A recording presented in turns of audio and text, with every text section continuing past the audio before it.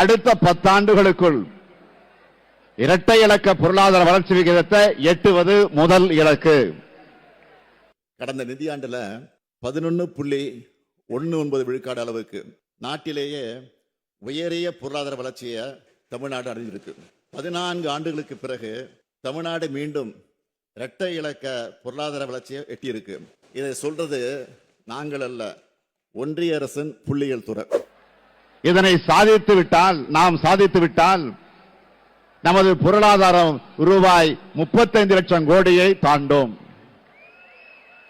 இதன் விளைவாக தனிநபர் வருமானம் ஆண்டுக்கு ரூபாய் 4 லட்சத்திற்கு மேலாக உயரும்.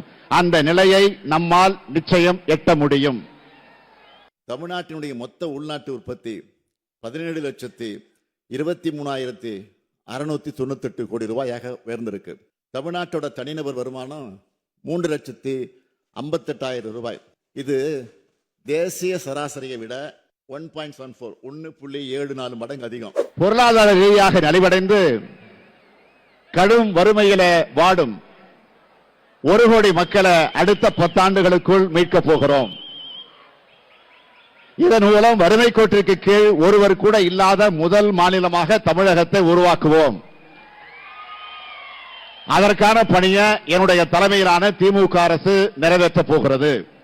இந்தியாவிலேயே வறுமை கோட்டிற்கு கீழே வாழும் மக்கள் தொகை 11.2 விழுக்காடு.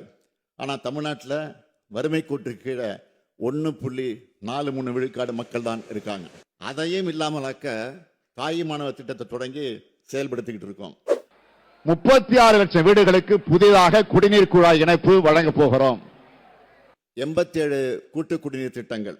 அதன் மூலமாக 3 கோடி மக்கள் பயன்பெறக்கூடிய 75 லட்சம் வீட்டு இணைப்புகள்.